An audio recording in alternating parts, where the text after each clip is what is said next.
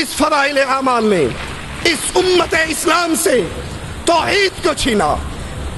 رسولوں کی حاجت نہیں، حدیثوں کی حاجت نہیں، قرآن کی حاجت نہیں، اب ڈائریکٹ ان مولویوں کی، ان صوفیوں کی اللہ سے ملاقات ہوتی ہے، وہ اللہ سے ساری باتیں پوچھ کے بتا دیتے ہیں۔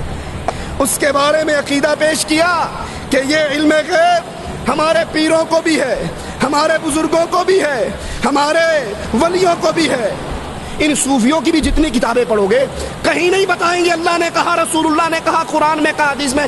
ایک سید صاحب نے بتایا، ایک شاہ صاحب نے ذکر کیا۔ چاہتے ہو ہدایت مل جائے، چاہتے ہو امن مل جائے، اس کتاب اللہ کو سینے سے لگاؤ، اللہ کی توحید کو سمجھو، اللہ کی توحید کے اندر کسی اور کو شریک نہ کرو، شرک سے تم بچ جاؤ، ہدایت بھی عطا ہو جائے گی اور آخرت میں نجات بھی مل جائے گی۔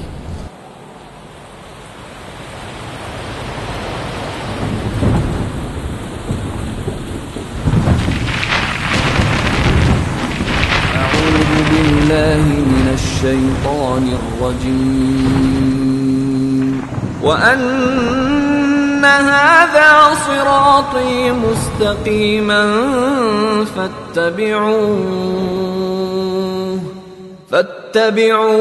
ولا تتبعوا السبل فتفرق بكم عن سبيله ذلكم وصاكم به لعلكم تتقون۔ اور یہ کہ یہ دین میرا راستہ ہے جو مستقیم ہے، سو اس راہ پر چلو اور دوسری راہوں پر مت چلو کہ وہ راہیں تم کو اللہ کی راہ سے جدا کر دیں گی۔ اس کا تم کو اللہ تعالیٰ نے تاکیدی حکم دیا ہے تاکہ تم پرہیزگاری اختیار کرو۔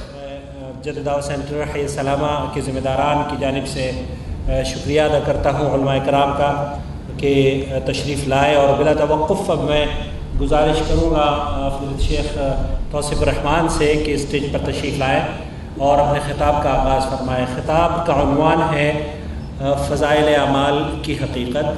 حضرات، اس سے پہلے کہ فضیلت شیخ نے خطاب کا آغاز فرمائیں، میں یہاں یہ عرض کرنا چاہوں گا کہ فضائل اعمال کتاب ہو یا کوئی اور دوسری کتاب ہو، کسی بھی خاص فکر کے خلاف ہماری کوئی دشمنی نہیں ہے۔ ہم تو یہ چاہتے ہیں کہ ہم ان لوگوں کے ساتھ مل جل کر دین اللہ کی تبلیغ کے لیے جدوجہد کریں۔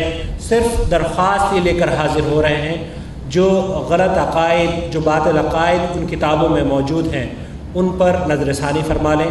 جزاکم اللہ خیر۔ نحمده ونصلي على رسوله الكريم۔ اعوذ باللہ من الشیطان الرجیم، بسم اللہ الرحمن الرحیم۔ قل هو اللہ احد اللہ الصمد لم یلد ولم یولد ولم یکن له کفوا احد۔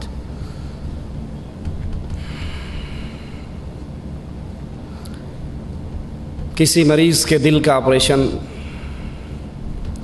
ڈاکٹر تجویز کر دیں کہ اس کی بقا کے لیے بائی پاس کرنا بڑا ضروری ہے، اور وہ کسی سرجن کی تلاش کی بجائے کسی حلاق کے پاس چلا جائے، نائی کے پاس چلا جائے، اور وہ نائی اپنے اسروں سے چیر پھاڑ کے رکھ دے، اس کی حلاقت کی یقینی میں اب کوئی شک نہیں رہے گا۔ کچھ ایسا ہی حال امت اسلام کا ہے۔ امت اسلام کی ہدایت، امت اسلام کی نجات کے لیے عرش والے رب نے اپنے کلام کو اتارا۔ جو اس کلام کو لے کر آیا وہ فرشتوں کا سردار، جس رات میں آیا وہ راتوں کی سردار، جس ماہ میں آیا وہ مہینوں کا سردار، جس رسول پہ آیا وہ رسولوں کا سردار صلی اللہ علیہ وسلم۔ لیکن افسوس، جو قرآن ہمیں ہدایت کی راہ دکھاتا ہے، جو قرآن ہمارا تعلق اپنے الہ سے جوڑتا ہے، ہم نے اللہ کی اس ہدایت والی کتاب کو چھوڑا، اپنا تعلق لوگوں کی لکھی ہوئی کتابوں سے جوڑا، اللہ کے کلام کو چھوڑا، رب کی کتاب کو چھوڑا۔ کبھی کسی مولوی کی کتاب کو سینے سے لگا لیا، کبھی کسی مولوی کی کتاب کو سینے سے لگا لیا. اور برا ہو ان علماء سو کا جنہوں نے عامت الناس کو یہ بات سمجھائی کہ قرآن سیکھنے اور سمجھنے کے لیے 18 علوم کی ضرورت ہے، ان علوم کو سیکھے بغیر تم کتاب اللہ کو نہیں سمجھ سکتے، اب جو حضرت نے لکھ کر دے دیا ہے اس کو سینے سے لگا لو. جب اس امت نے کتاب اللہ کو چھوڑ کر کہیں بہشتی زیور کو تھاما، کہیں فضائل اعمال کو تھاما، کہیں ملفوظات احمد رضا کو تھاما، تو پھر نتیجہ کیا نکلا؟ یہ امت بربادی کی طرف بڑھتی ہی گئی اور اس امت پر ذلت اللہ نے واجب کر کے رکھ دی. کہیں کسی کونے میں ذلیل، کہیں کسی کونے میں ذلیل. اور ذلت کی وجہ کیا ہے؟ الذین آمنوا ولم يلبسوا ایمانہم بظلم اولئک لہم الامن وہم مہتدون. چاہتے ہو ہدایت مل جائے، چاہتے ہو امن مل جائے، اس کتاب اللہ کو سینے سے لگاؤ، اللہ کی توحید کو سمجھو، اللہ کی توحید کے اندر کسی اور کو شریک نہ کرو، شرک سے تم بچ جاؤ، ہدایت بھی عطا ہو جائے گی اور آخرت میں نجات بھی مل جائے گی. لیکن جب ہم نے اس کتاب اللہ کو چھوڑا تو پھر ہمارے اوپر ہلاکتوں کے دروازے کھلے. فضائل اعمال نے اس امت کو کیا دیا؟ سب سے بڑی تباہی اس امت پر فضائل اعمال کے ذریعے اللہ کی خالص سچی اور سچی توحید، وہ توحید جس کو پھیلانے کے لیے کبھی تو آقا کا ماتھا پھٹا، وہ توحید جس کو پھیلانے کے لیے کبھی آقا کے دانت ٹوٹے، وہ توحید جس کو پھیلانے کے لیے کبھی آقا کے گلے میں کپڑے ڈال کر بل دیے گئے، وہ توحید جس کو پھیلانے کے لیے کبھی طائف کے میدان میں محمد رسول اللہ صلی اللہ علیہ وسلم کے سر اقدس سے خون نکلا، جوتیوں میں آیا، زمین پہ گرے، آنکھیں کھولی، فرشتوں نے کہا آقا اجازت دے دو ان پہاڑوں کو اٹھائیں اور اہل طائف میں گرا دیں. کہا نہیں، ان اہل طائف پہ پہاڑوں کو نہ گراؤ، انہوں نے مجھے مارا ہے، مجھے اللہ سے امید ہے ان کی پشتوں سے نکلنے والے ضرور لا الہ الا اللہ کا اقرار کرتے رہیں گے.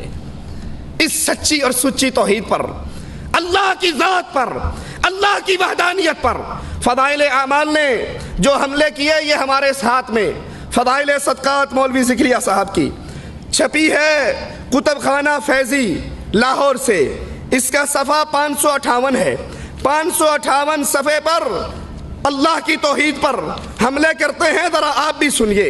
اور پھر شیخ عبد المالک فرما رہے تھے غور کرنا، میری اور آپ کی اللہ سے جو تعلق کی رسی ہے وہ ٹوٹ نہ جائے، اور مشرک کی رسی رب سے جڑا نہیں کرتی. اللہ سے محبت، اللہ سے دوستی اہل توحید کی ہوتی ہے، اور جب شرک داخل ہو جاتا ہے اللہ کی لعنتیں اور اللہ کا عذاب برستا ہے. یہ صفحہ 558 پر کہتے ہیں اے اللہ جھوٹا ہوں، کچھ نہیں ہوں، تیرا ہی ذل ہے، تیرا ہی وجود ہے، میں کیا ہوں؟ کچھ نہیں ہوں، اور جو میں ہوں وہ تو ہے، جو میں ہوں وہ تو ہے، میں اور تو خود شرک در شرک ہے، تو میرے میں سے نکلا ہے، میں تیرے میں سے نکلا. اے اللہ جو تو ہے وہ میں ہوں.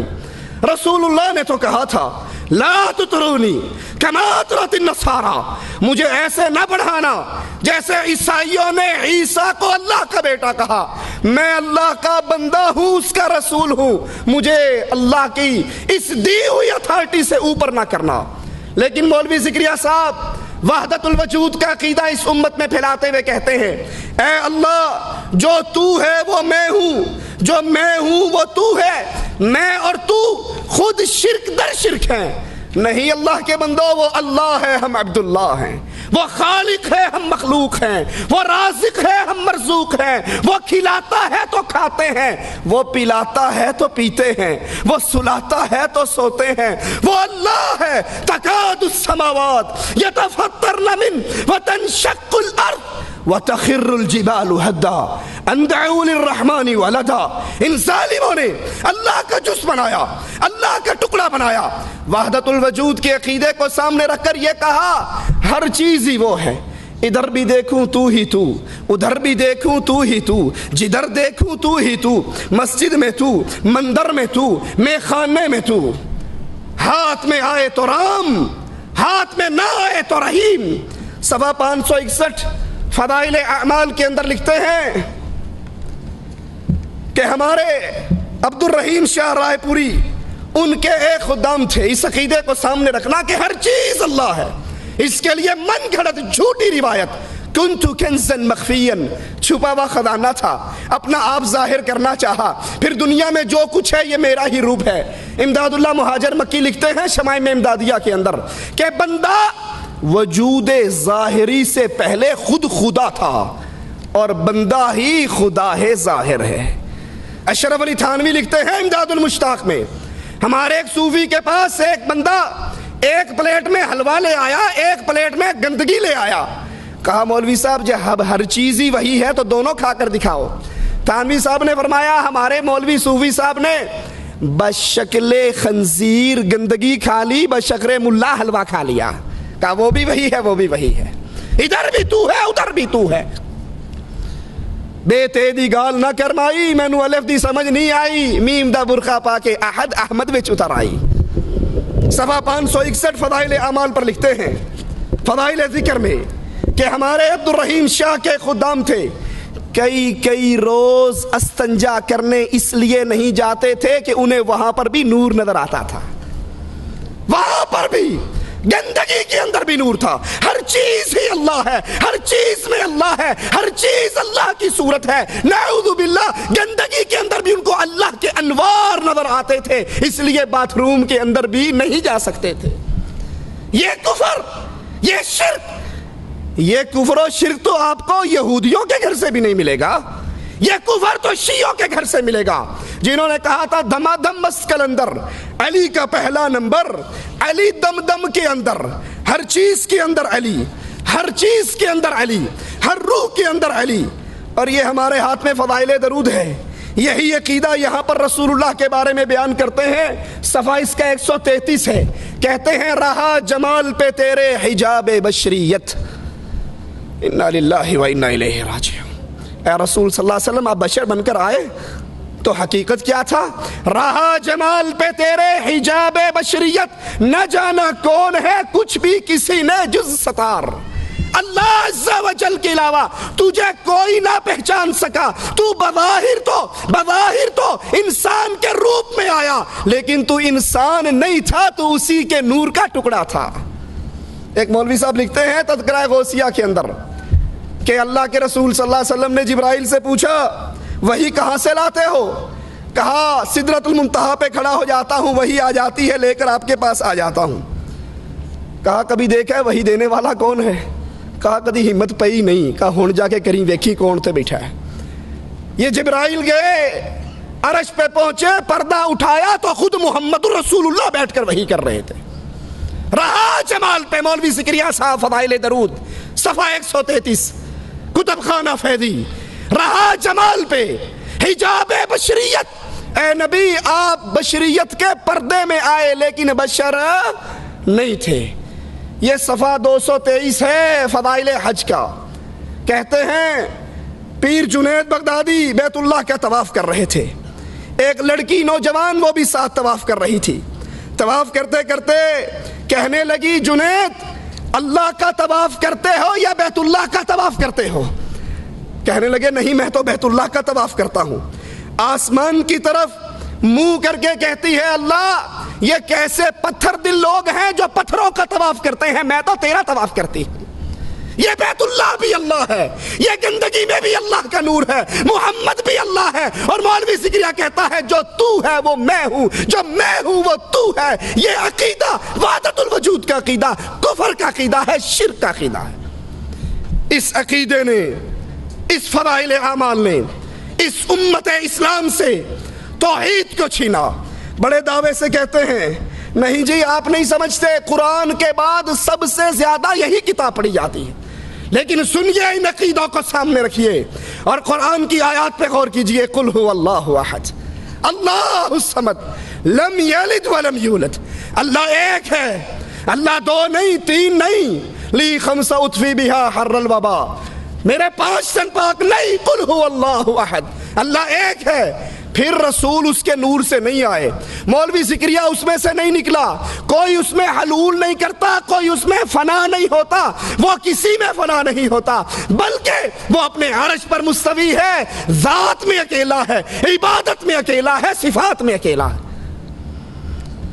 دوسری بڑی گمراہی اس فضائل اعمال کی وجہ سے امت اسلام میں یہ پھیلی کہ وہ علم غیب جو اللہ اکیلے کی صفت ہے، جو اللہ اعلان کرتا ہے کہ عالم الغیب، غیب کا علم اللہ کے پاس ہے، اپنے غیب کو کسی کو اطلاع نہیں دیتا، الا من ارتضی، چاہتا ہے رسولوں میں سے کسی کو چن لیتا ہے، وہی کر کے اس کو بتا دیتا ہے۔ وہ علم غیب جو خاصہ ہے اللہ عز و جل کا، اس کے بارے میں عقیدہ پیش کیا کہ یہ علم غیب ہمارے پیروں کو بھی ہے، ہمارے بزرگوں کو بھی ہے، ہمارے ولیوں کو بھی ہے، یہ فضائل اعمال ہمارے ہاتھ میں ہے۔ صفحہ اس کا 427 ہے۔ کہتے ہیں شیخ عبدالعزیز دباغ، قریب ہی زمانے میں ایک بزرگ گزرے ہیں، بالکل ان پڑھ تھے، لیکن جب ان کے سامنے کوئی قرآن پڑھتا، حدیث رسول بیان کرتا، حدیث قدسی بیان کرتا، جھوٹی بات بیان کرتا، تو فوراً کہہ دیتے تو نے قرآن کی آیت پڑھی، تو نے حدیث قدسی پڑھی، تو نے رسول کی حدیث پڑھی، اور تو نے جھوٹ بولا، مجھے تمہارے بولنے سے پتہ لگ جاتا ہے، نور نکلتا ہے۔ یہ علم غیب نہیں ہے تو مولوی صاحب اور کیا ہے؟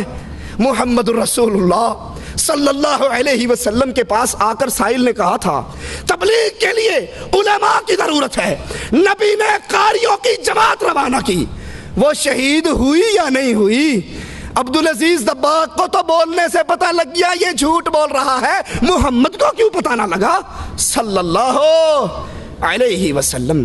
نبی کی بیوی، مومنوں کی ماں عائشہ رضی اللہ تعالی عنہا، مومنوں کی ماں، اور جو اس کو ماں نہیں مانتا وہ مومنوں کی لسٹوں میں شامل، اس پہ تہمت لگی، راتیں گزری، نبی کبھی عمر سے پوچھتے ہیں، کبھی عثمان سے پوچھتے ہیں، کبھی علی سے پوچھتے ہیں، بولنے والوں کو دیکھ کر رسول اللہ نے کیوں نہیں کہہ دیا تم جھوٹ بولتے ہو؟ بولنے والوں کو دیکھ کر نبی نے کیوں نہ پہچانا؟ یہ علم غیب جو اپنے عبدالعزیز دباغ کو دے رہے ہو، یہ علم غیب رسول اللہ صلی اللہ علیہ وسلم کو کیوں نہ تھا؟ اللہ کے نبی علیہ السلام آسمان سے وحی آ جاتی تو بیان کر دیتے، یہودی سوال کرتے، آپ نے کہا جواب کل دوں گا انشاءاللہ کہنا بھول گئے، وحی رک گئی، نبی کو نہیں پتا تھا میں نے انشاءاللہ نہ کہا تو کل وحی نہیں آئے گی۔ یہ صفحہ 484 ہے، یہی فضائل اعمال ہے۔ کہتے ہیں ہمارے ابو یزید قرطبی فرماتے ہیں جو 70,000 مرتبہ لا الہ الا اللہ پڑھ لے وہ جہنم سے بچ جاتا ہے۔ ہمارے پاس ایک نوجوان رہتا تھا جس کے بارے میں مشہور تھا کہ یہ نوجوان اس کو جنت اور جہنم کی اطلاع ہو جاتی ہے، کشف ہو جاتا ہے، غیب کی خبر پہنچ جاتی ہے۔ یہ بیٹا گنگو میں ہوتا ہے، یہ بیٹا تھانہ بھون میں ہوتا ہے، اور اس کو بیٹھے بیٹھے پتہ لگ جاتا ہے جنت میں کیا ہو رہا ہے، جہنم میں کیا ہو رہا ہے۔ ایک دن بیٹھے روٹی کھا رہے، کھاتے کھاتے چیخ مار کے رونے لگ گیا۔ ہم نے کہا روتا کیوں ہے؟ کہا چچا ماں میری جہنم میں چل رہی ہے۔ ابو یزید کہتے ہیں میں نے دل ہی دل میں لا الہ الا اللہ 70,000 مرتبہ پڑھا ہوا اس کی ماں کو بلٹی کر دیا، بلٹی چھوٹ بھی گئی، بائی پاس ہو گئی۔ جو ہی بلٹی کی میں نے دل میں بخشا، اللہ کے علاوہ کوئی نہیں جانتا اس بخشنے کو۔ ہنسنے لگ گیا، کہا بابا پیر صاحب ماں کو جہنم سے نکال کے جنت میں بھیجا جا رہا ہے۔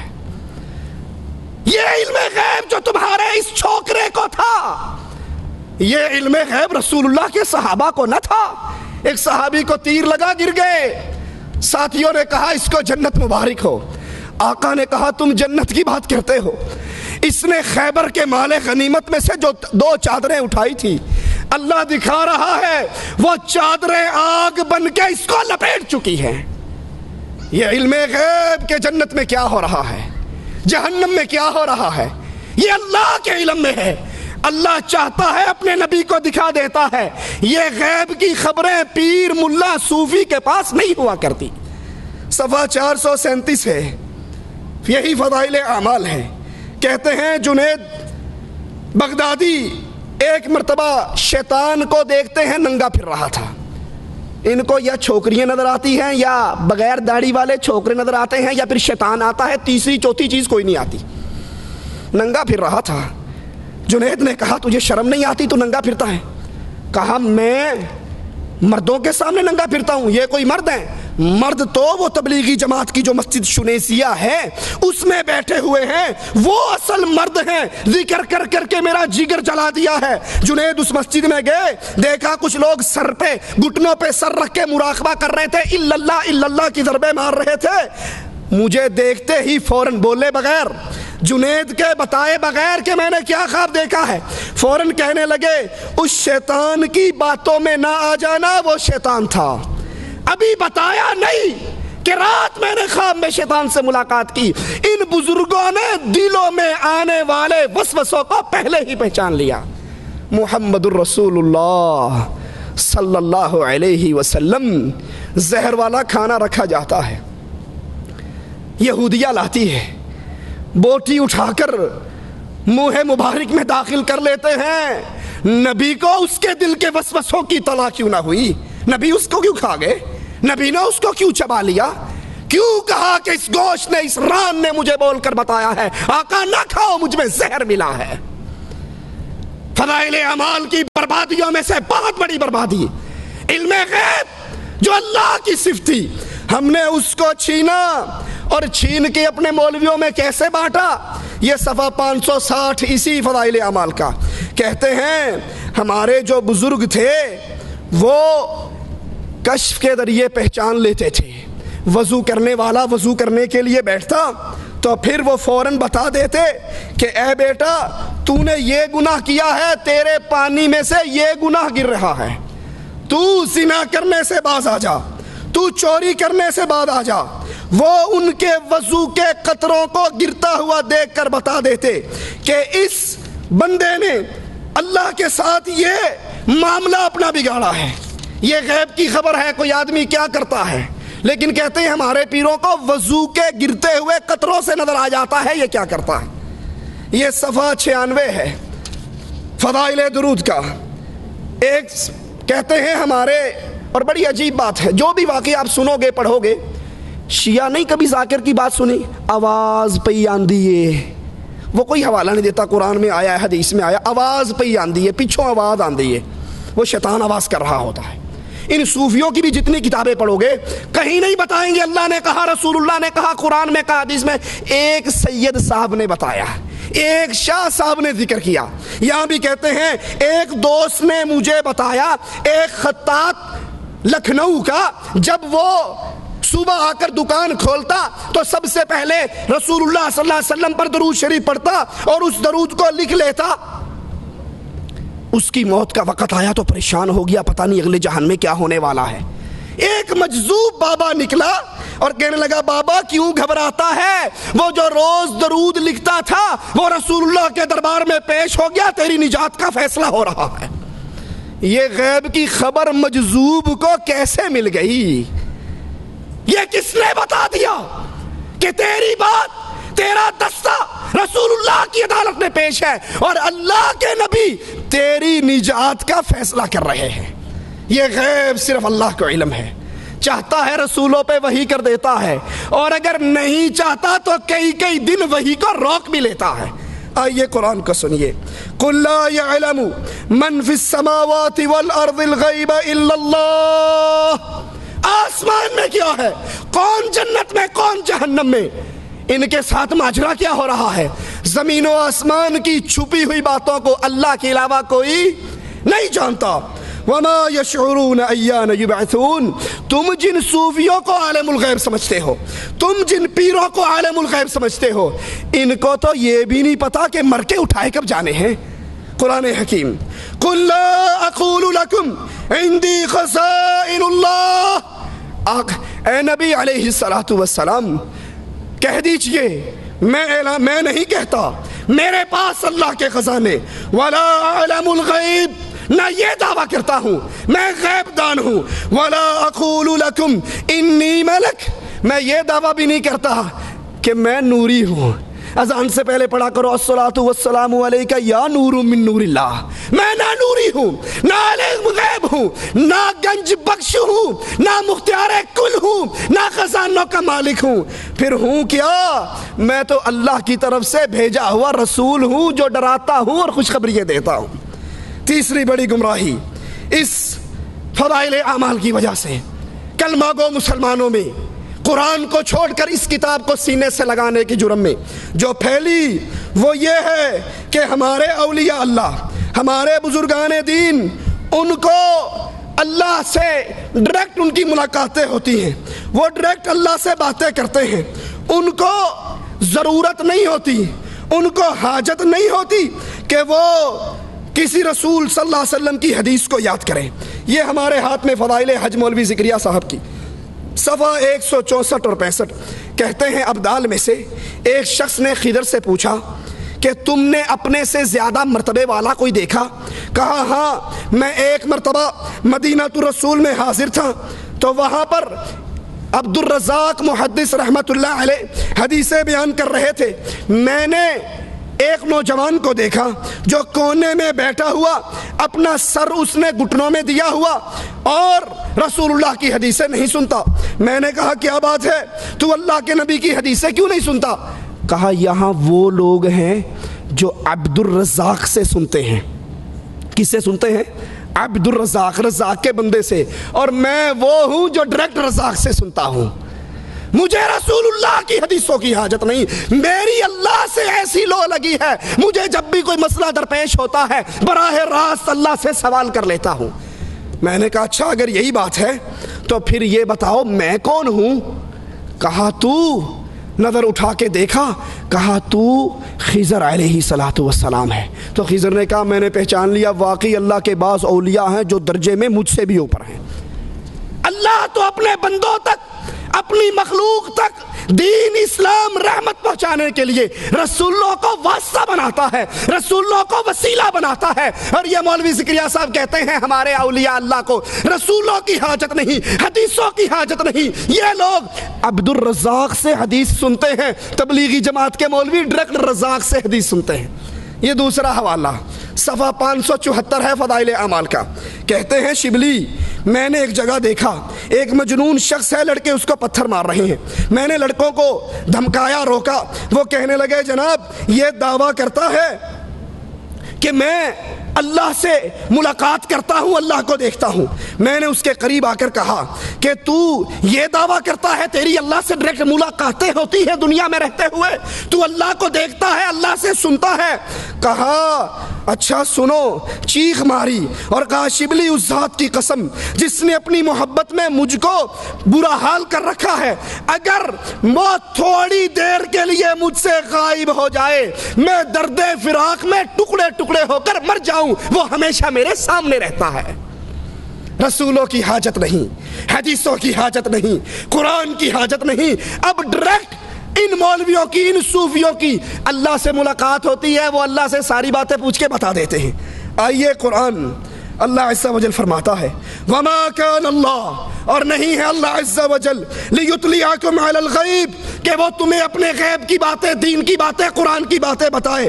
ولکن اللہ یجتبی من رسلہ من یشاء، وہ جب تمہیں دین پہنچانا چاہتا ہے اپنے رسول منتخب کر کے ان پہ وحی اتارتا ہے، ان پہ قرآن اتارتا ہے، ان پہ قرآن کی شرح اتارتا ہے. فآمنوا باللہ ورسلہ، تم اللہ پر ایمان لاؤ، لیکن اللہ پہ ایمان لانے کا ذریعہ کیا ہے؟ ورسولی، اس کے رسولوں پر ایمان لے آؤ. ڈائریکٹ تمہاری اللہ سے ملاقاتیں نہیں ہو سکتی. موسیٰ علیہ السلام نے کہا تھا اے اللہ عز و جل میں آپ کو دیکھنا چاہتا ہوں، تو اللہ نے جواب میں کہا موسیٰ تو نہیں دیکھ سکتا. اور یہاں تبلیغی جماعت کے مولوی کہتے ہیں اگر ایک سیکنڈ کے لیے اللہ مجھ سے اپنے پردے کو ڈال کے الگ ہو جائے، نظر نہ آئے، میں ہلاک ہو جاؤں. میں تو 24 گھنٹے اس کا دیدار کرتا رہتا ہوں.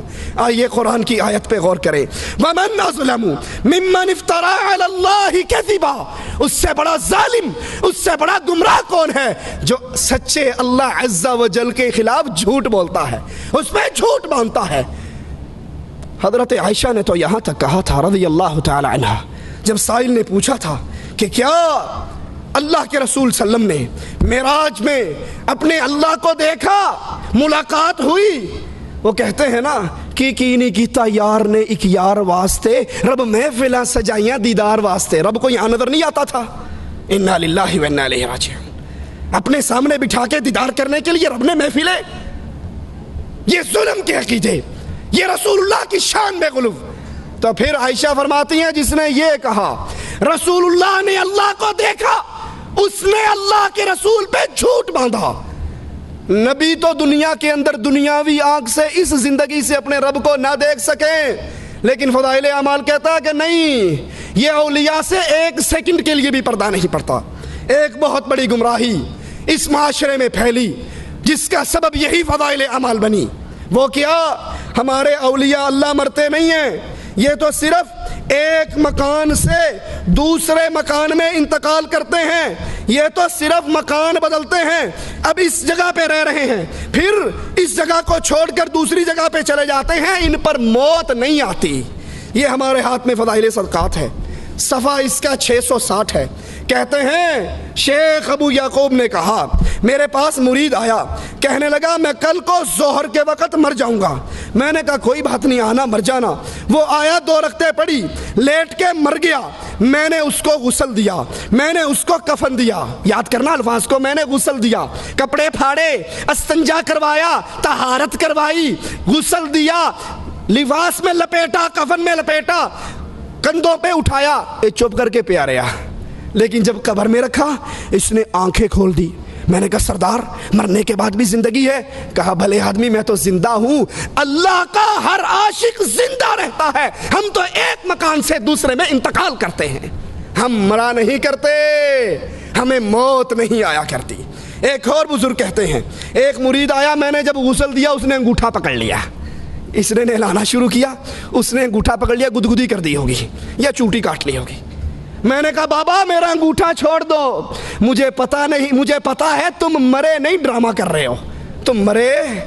محمد سعید شیخ پوری رحمت اللہ علیہ کہتے تھے اللہ ان کی قبر کو جنت کا باغ بنائے، اگر یہ تمہارے مردے مرتے نہیں ہیں، ان کے جنازے میں اللہم اغفر لے حینا واہ حینا، مرا تو ہے نہیں، مرے ہوئے کہو گے تو وہابی ہو جاؤ گے، وہابی حینا کہا کرو۔ کہا اس نے میرا انگوٹھا چھوڑ دیا۔ ابن جلا کہتے ہیں ایک بزرگ آئے، میں نے ان کو پھٹے پہ رکھا نہلانے کے لیے، کہکا مار کے ہنسنے لگ گئے، ایک انگوٹھا پکڑ رہا ہے، ایک آنکھیں کھول رہا ہے اور ایک ہنس رہا ہے۔ یہ 671 پہ ایک اور کا واقعہ سنیے۔ ابو سعید کہتے ہیں ایک مرتبہ مکہ میں تھا، حرم سے نکلا، دروازے سے باہر ایک نہایت خوبصورت آدمی کو مرے ہوئے پڑا ہوا دیکھا۔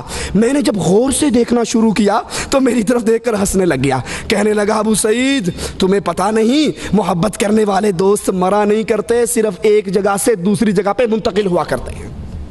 محمد الرسول اللہ صلی اللہ علیہ وسلم ابھی شیخ فرما رہے تھے، عمر نے تلوار نکال کر کہا رضی اللہ عنہ وارضا، جس نے کہا محمد مر گئے صلی اللہ علیہ وسلم گردن کو کاٹ ڈالوں گا۔ میرے نبی اٹھ کر کیوں نہیں آ گئے؟ کہا عمر پریشان کیوں ہوتا ہے، میں صرف اتوں پردہ کیتا ہے، اصل میں جاگ رہا ہوں، زندہ ہوں، سب کچھ دیکھ رہا ہوں۔ اگر تمہارے بزرگ انگوٹھے پکڑ سکتے ہیں، فاطمہ نے 6 مہینے رسول کی زندگی کے بعد زندگی پائی، کسی نے فاطمہ کو مسکراتے نہ دیکھا۔ فاطمہ کو قریب کر کے کہا تھا آقا نے، فاطمہ کان میں کچھ کہا تو رونے لگ گئی۔ عائشہ نے پوچھا روئی کیوں تھی؟ کہا بابا نے کہا تھا فاطمہ اب میں تجھ سے دور جا رہا ہوں، اب میری موت کا وقت قریب آ رہا ہے، میں جا رہا ہوں۔ دوبارہ کہا جنت میں سب سے پہلی میری ملاقات تجھ سے ہونی ہے۔ نبی تو کہے میں مر رہا ہوں، قرآن تو کہے وما محمد الا رسول قد خلت من قبلہ الرسل افإن مات، قرآن تو کہے انک میت، لیکن تبلیغی کہتے ہیں ہمارے نہیں مرتے، صرف مرتے ہی نہیں بلکہ یہ صفحہ 669 ہے، فضائل صدقات ہے۔ ابو علی نے کہا ایک فقیر میرے پاس عید کے دن آیا، خستہ حال، پرانے کپڑے، کہنے لگا کوئی پاک صاف جگہ ہے جہاں میں لیٹ کے مر جاؤں؟ کہا آ جاؤ، لیٹ جاؤ، مر جاؤ، بڑی کھلی جگہ ہے۔ وہ آیا، لیٹ گیا، مر گیا، اور جب وہ مرنے لگا اینڈ ہو گیا، ہوا نکل گئی، میں نے غسل دیا. کہنے لگا بے وقوف مجھے مردہ نہ سمجھنا، میں زندہ ہوں، قیامت کے دن پوری وجاہت کے ساتھ تیری مدد کروں گا. رسول اللہ نے تو کہا تھا فاطمہ سے خذی من مالی ما شئتی، جو جی چاہتا ہے میرے مال میں سے لے لے، عمل کر لینا. عرش والے نے پکڑ لیا تو محمد کی بیٹی میں چھڑا نہ سکوں گا صلی اللہ علیہ وسلم. اس حدیث کو بھی سامنے رکھیے. اور یہ صفحہ 711 فضائل صدقات. کہتے ہیں مولوی زکریا صاحب، عرب کی جماعت ایک سخی کی قبر پہ گئی، اونٹ پہ سوار ہو کر گئے. وہ قبر والا اونٹ والے کے خواب میں آیا اور کہنے لگا تم آئے ہو خالی پیٹ واپس چلے جاؤ، مجھے اچھا نہیں لگتا، یہ اونٹ مجھے بیچ دو، اس کے بدلے میں اصیل اونٹ گھر کھڑا ہے وہ لے لو. خواب میں سودا طے ہوا. لفظ ہے مولوی زکریا صاحب کے، قبر والا اٹھا، قبر سے نکلا، اونٹ کو ذبح کیا. قبر والا اٹھ کے باہر آ کے اونٹ ذبح کر کے پھر قبر میں چلا گیا. آگے پولیس کی چیک پوسٹ لگی ہوئی تھی، بیگم کو مل کر کیوں نہیں آیا؟ یتیموں کے سر پہ ہاتھ رکھ کر کیوں نہیں آیا؟ کہا ہم گوشت کھا پی کے جان بنا کے پیٹ بھر کے جا رہے تھے، سامنے سے ایک نوجوان آیا، تم میں فلاں ابن فلاں کون ہے؟ کہا میں ہوں. کہا میرے باپ کو کوئی چیز بیچی ہے؟ کہا سودا خواب میں قبر والے سے اونٹ کا ہوا تھا، کہا اس کے بدلے یہ اونٹ لے لے. مولوی زکریا صاحب کہتے ہیں یہ سخاوت کی حد ہے کہ مرنے کے بعد بھی قبر پہ آنے والوں کو خالی پیٹ نہیں بھیجا. قبر پہ آئے تھے یا کسی ہوٹل میں گئے تھے؟ یہ گئے کہاں تھے؟ قرآن سے سنیے، أَلَمْ يَرَوْا كَمْ أَهْلَكْنَا قَبْلَهُمْ مِنَ الْقُرُونِ أَنَّهُمْ إِلَيْهِمْ لَا يَرْجِعُونَ.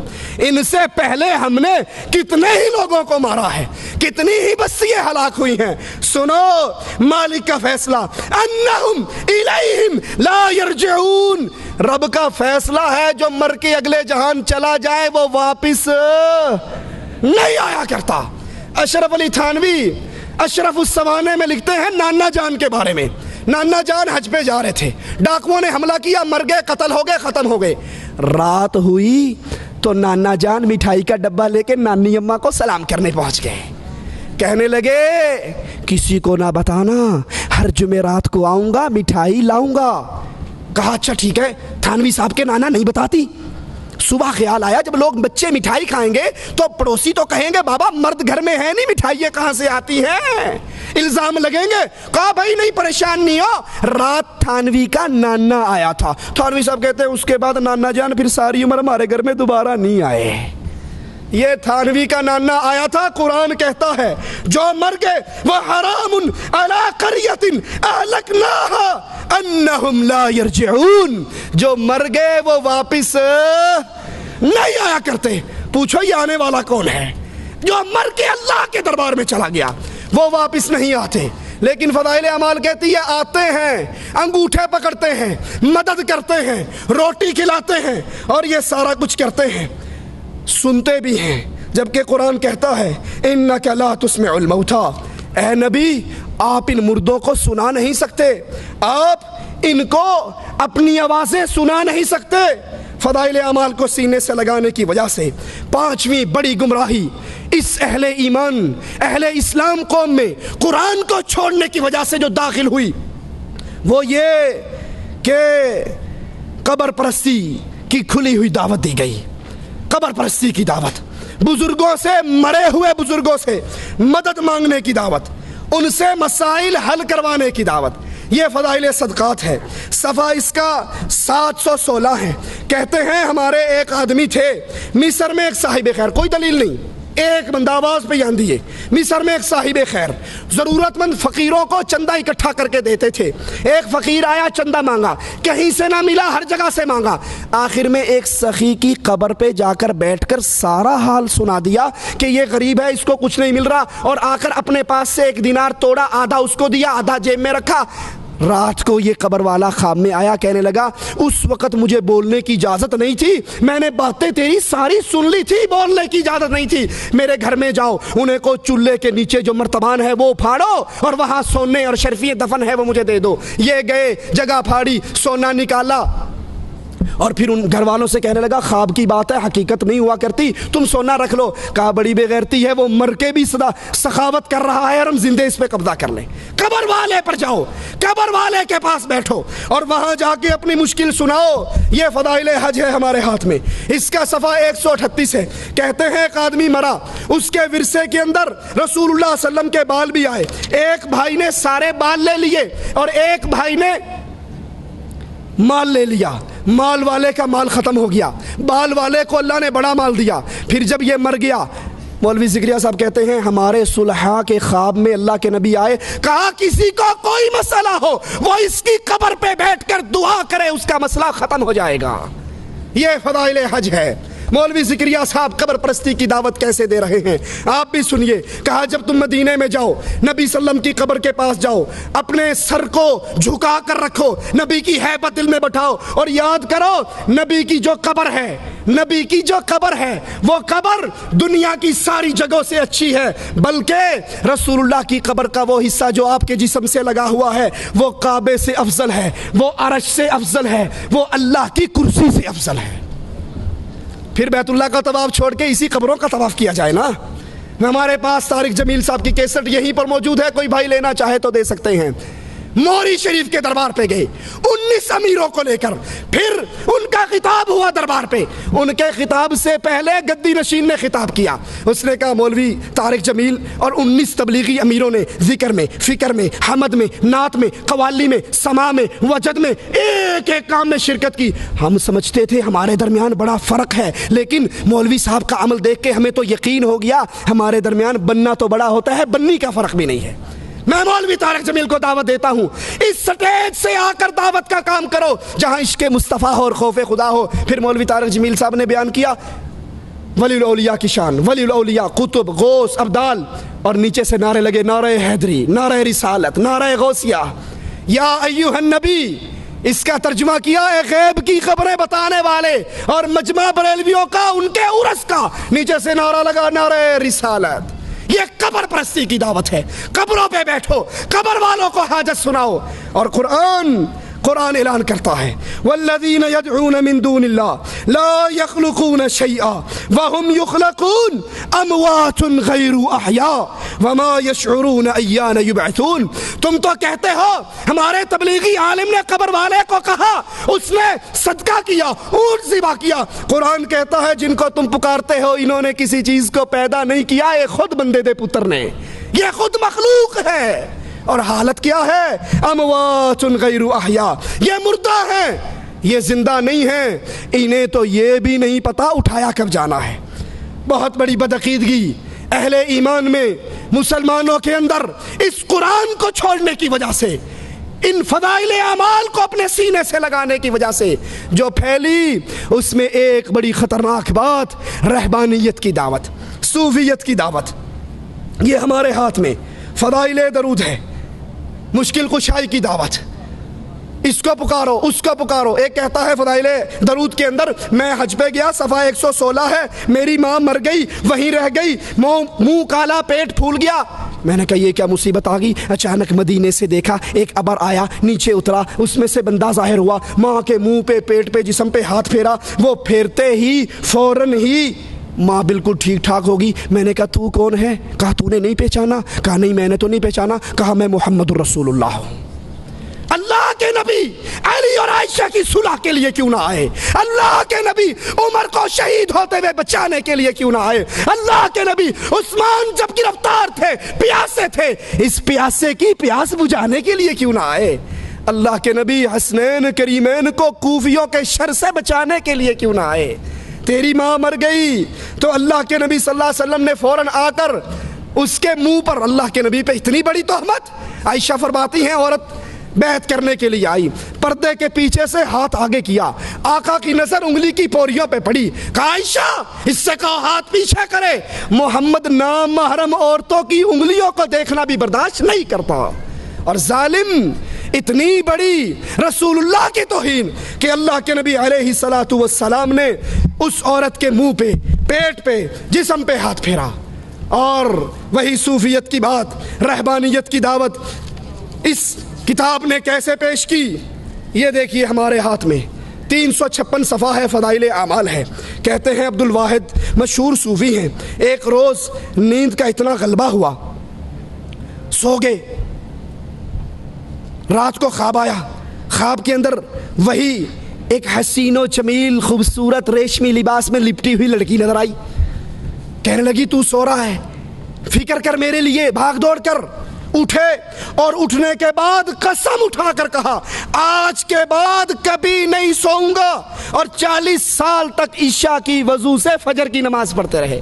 رسول اللہ کے پاس 3 صحابہ آئے تھے، تفصیل کا وقت نہیں، اور یہی قسم کھائی تھی، ایک نے کہا رات کو نہیں سوؤں گا، ایک نے کہا افطار نہیں کروں گا، تیسرے نے کہا شادی نہیں کروں گا۔ نبی نے پکڑ کر کہا تم میں سب سے اللہ سے ڈرنے والا میں ہوں، سنو، یاد کرو، من رغب عن سنتی فلیس منی، جس نے میری سنت کو چھوڑا وہ مجھ میں سے نہیں ہے۔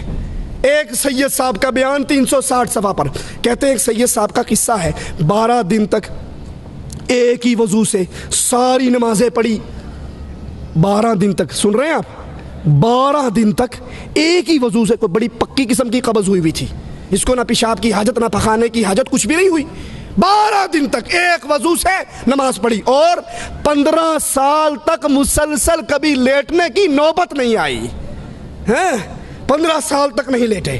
اور صفحہ 382 پہ ایک اور بزرگ کے بارے میں کہتے ہیں، ان کے پاس ایک مرید آیا، انہوں نے فجر کی نماز پڑھی، فجر کی بعد نفل شروع ہو گئے، نفل لے کر ظہر تک پڑھتے رہے، ظہر کی نماز پڑھی، ظہر کی نماز کے بعد پھر نفلوں میں شروع ہو گئے، عصر تک نفل پڑھتے رہے، عصر کی نماز پڑھی، اس کے بعد دعا میں مشغول ہو گئے، اس سے فارغ ہوئے، مغرب کی نماز پڑھی، مغرب کے بعد نفلیں شروع کر دی، پھر عشاء کی اذان ہوئی، عشاء کی نماز پڑھی، یہ بیٹھا رہا بیچارہ انتظار کرتا رہا، عشاء کے بعد نفلیں شروع کر دی، پھر صبح ہوگی، صبح کی نماز پڑھی، صبح کی نماز پڑھنے کے بعد ذکر شروع کر دیا، بیٹھے بیٹھے آنکھ لگ گئی تو فوراً آنکھ کھول کے کہتے ہیں استغفر اللہ، اس آنکھ سے اللہ کی پناہ جو نیند سے بھرتی نہیں ہے، یہ نماز پڑھتا رہا یا سوتا رہا ہے؟ یہ دعوت رسول اللہ صلی اللہ علیہ وسلم کی دعوت نہیں۔ اللہ کے نبی زینب کے گھر میں آئے، لٹکی ہوئی رسی کو دیکھا، کہا کیا ہے؟ کہا جب زینب تھک جاتی ہے پھر زینب اس کا سہارا لے کر، اس کا ٹیک لے کر، اس کا ٹیک لگا کر پھر نماز پڑھتی ہے۔ کہا اس کو کھول دو اور اس کو سنا دو، جب وہ تھک جائے تو اس پر اس کے جسم کا حق شروع ہو جاتا ہے۔ فرماتے ہیں 465 صفحے پر، صوفیت کی دعوت، قرآن بھی چھوڑ دو، ذکر الا اللہ کا ضربے مارو۔ کہا سید علی میمون، ان کا مشہور قصہ ہے، بہت بڑے عالم تھے، مفتی تھے، مدرس تھے، وہ ایک سید صاحب کے بیعت ہو گئے، سید صاحب نے اس سے سارے کام چھڑوا دیے اور کہا بس ضربے مارو، الا اللہ الا اللہ الا اللہ، سانس سے دیکھا آپ نے لائٹیں بند ہوتی ہے، یہ کیا ہے؟ یہ لا الہ، یہ کیا؟ الا اللہ، لا الہ الا اللہ، بس یہ ضربے لگتے رہے، اندھیرا ہو گئے۔ کہا ضربے لگوانی شروع کر دی، ان کو پتہ لگا کسی وقت یہ چھپ کر اللہ کا قرآن بھی پڑھتے ہیں، فوراً بین لگا دیا کہ تم نے قرآن بھی نہیں پڑھنا، صرف ہمارے بتائے ہوئے ذکر کرو اور اللہ کی ضربے مارو۔ کہا کچھ عرصے کے بعد ان کا دل جاری ہو گیا، پھر دل نے ضربے مارنی شروع کر دی، پھر دل سے الا اللہ کی صدائیں نکلنی شروع کر دی، پھر جب ان کا دل چل پڑا پھر ان سے کہا ہاں اب تم قرآن پڑھو۔ پھر جب قرآن پڑھا تو ایسے ایسے انوار ان کے سامنے آئے جو اس سے پہلے نظر نہیں آئے تھے۔ کیا یہ طریقہ رسول اللہ صلی اللہ علیہ وسلم کا طریقہ ہے؟ ابن مسعود مسجد میں داخل ہوئے، لوگ پتھروں پہ ذکر کر رہے، ایک کہتا اللہ اکبر، سارے کہتے ہیں اللہ اکبر، آپ نے فرمایا ان بدعتیوں کی مسجد سے نکالو اور یہاں قرآن کی تلاوت نہ کرو، بس مولویوں کے بتائے ہوئے ذکر کرو، یہ راستہ رسول اللہ صلی اللہ علیہ وسلم کا راستہ نہیں۔ فضائل ذکر ہے، مولوی ذکریہ صاحب رائٹر ہیں، صفحہ 575 ہیں، فرماتے ہیں ہمارے ایک پیر صاحب ممشاد ان کا نام ہے، ان کی موت کا وقت آیا، انتقال ہونے لگا تو پاس بیٹھنے والوں نے دعا دی کہ حضرت آپ کو اللہ عز و جل جنت کی فلاں فلاں فلاں نعمتیں عطا فرمائے۔ کہنے لگا بھلے آدمی، جنت تو 30 سال سے بن کر سنور کر میرے سامنے آ رہی ہے، میں کبھی اس جنت پہ نظر ہی نہیں ڈالتا۔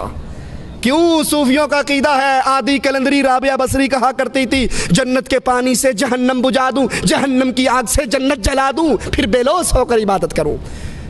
یہ صوفیت کی دعوت ہے، یہ رہبانیت کی دعوت ہے۔ رسول اللہ صلی اللہ علیہ وسلم نماز کے دوران 2 قدم آگے بڑھے، پھر 2 قدم پیچھے ہٹے۔ صحابہ نے کہا آپ آگے کیوں بڑھے، پھر آپ پیچھے کیوں ہٹے؟ کہا مجھے اللہ عز و جل نے جنت دکھائی، میں اس کی خواہش میں آگے بڑھا، پھر رب نے جہنم دکھائی، میں اس کے ڈر سے پیچھے ہٹا۔ اور قرآن بیان کرتا ہے یدعون ربہم خوفا وطمعا، اہل ایمان اللہ کی جنت کی لالچ میں آگے بڑھتے ہیں اور جہنم کے ڈر میں، ان 2 کے درمیان رہ کے اللہ کی عبادت کرتے ہیں۔ یہ عقیدے کہ ہمیں جنت کی ضرورت نہیں، ہم جنت کو دیکھتے نہیں، ہمیں جنت کی طلب نہیں، یہ عقیدے محمد رسول اللہ کے عقیدے۔ آپ نے تو بدر میں صحابہ سے کہا تھا قوموا الی جنت عرضها کعرض السماء والارض، اٹھو اس جنت کی طرف دوڑ لگاؤ جس کی چوڑائی زمین و آسمان کے برابر ہے۔ 572 صفحہ ہے فضائل صدقات کا، رہبانیت اور صوفیت کی دعوت۔ کھانا پینا چھوڑ دو، بیگم بچے چھوڑ دو، پہاڑوں میں نکل جاؤ۔ کہتے ہیں ایک بزرگ کی دلیل کوئی نہیں، کون تھا، کب مرا، کب پیدا ہوا، نام کیا تھا، کچھ نہیں، بس ایک بزرگ کی باتیں کرتے ہوئے اس کو اسلام کی دعوت دی۔ اس نے کہا کہ ہمارے نبی عیسیٰ 40 دن تک فاقہ کر لیا کرتے تھے، اور یہ بات معجزے سے ہی ہو سکتی ہے، ویسے تو نہیں ہو سکتی۔ اس صوفی صاحب نے کہا اچھا اگر میں 50 دن کا فاقہ کروں تو مسلمان ہو جاؤ گے؟ کہاں بڑی بات ہے، اب تو نبی عیسیٰ سے بھی بڑھ جاؤ گے تو مسلمان ہو جاؤں گا۔ 50 دن تک نہ کھایا نہ پیا، فاقہ کر کے گزارا۔ کہا یہ تو 50 دن تیرے کہنے پہ تھے، لے اب 10 دن اور فاقہ کر کے دکھاتا ہوں۔ یہ کس رسول کی تعلیم ہے؟ یہ کس نبی کا دین ہے؟ یہ قرآن کی کون سی آیت سے ثابت ہوتی ہے اور رسول اللہ صلی اللہ علیہ وسلم کی کون سی حدیث سے ثابت ہوتی ہے؟ نہیں، بلکہ یہ دعوت رسول اللہ صلی اللہ علیہ وسلم کی دعوت کے خلاف ہے، یہ رہبانیت کی دعوت ہے۔ 588 کا حوالہ سنیے، یہی فضائل صدقات کہتے ہیں جنید بغدادی نے کہا ہمارے سری سختی جو پیر تھے 98 برس تک کسی نے اس کو موت کے علاوہ بستر پہ لیٹے ہوئے نہیں دیکھا۔ 98 برس تک کھڑے ہو کر عبادت کرتے رہے۔ اس کی کمر تھی یا کوئی اوریجنل قسم کا لینٹر ڈلا ہوا تھا؟ رسول اللہ صلی اللہ علیہ وسلم تو فرماتے ہیں میری بیویاں ہیں، میرے بچے ہیں، میں ان کے پاس ان کا حق ادا کرتا ہوں، رات کو سوتا ہوں جاگتا ہوں۔ عائشہ اپنا ہاتھ پھیلاتی ہیں رسول اللہ کو تلاش کرنے کے لیے، دیکھتی ہیں بستر خالی ہے۔ نبی تو سوتے بھی تھے، جاگتے بھی تھے، نماز بھی پڑھتے تھے، اور 98 برس تک لیٹنا نہ، جاگتے رہنا، 12 برس تک ایک ہی وضو سے نماز پڑھنا، یہ رسول اللہ کی دعوت نہیں بلکہ فضائل اعمال کی یہ دعوت صوفیت کی دعوت ہے۔ اللہ سے دعا ہے اللہ ہماری خطاؤں کو معاف فرمائے، اللہ ہمیں سچ کہنے، سننے، عمل کرنے، پھر اہل شرک سے، اہل بدعت سے برات کرنے کی توفیق عطا فرمائے۔ پھر بیٹی کا رشتہ دیتے ہوئے یہ نہ کہیں کوئی گل نہیں، ڈاکٹر تو ہے نا، انجینئر تو ہے۔ اگر وہ مشرک ہے اپنی بچی کو گھر بٹھا کر بوڑھی کر کے مار لو، یہ غیرت برداشت کر لو، لیکن کسی مشرک کے ہاتھ میں معاہدہ کا ہاتھ نہ دو۔ اقول قولی ھذا واستغفر اللہ لی ولکم ولسائر المسلمین فاستغفروہ انہ هو الغفور الرحیم۔ جزاکم اللہ خیر۔ حضرات ابھی سماعت فرما رہے تھے آپ فضائل اعمال کی حقیقت کے عنوان پر فضیلت شیخ توصیف الرحمان کو، نہایت ہی علمی اور وہ گفتگو آپ نے سماعت فرمائی ہے جو کہ اہل جدہ میرے خیال سے اس سے پہلے بھی شیخ کی تقاریر اس موضوع پر حالانکہ موجود ہے، لیکن چونکہ ہمارے پاس ڈاکومنٹیشن کی شکل میں ہم یہ چاہ رہے تھے کہ اس پیغام کو یہاں سے پوری دنیا کے لیے تیار کیا جا سکے، اور یہ ایک بار پھر ہمارے پاس ایز اے ڈاکومنٹیشن۔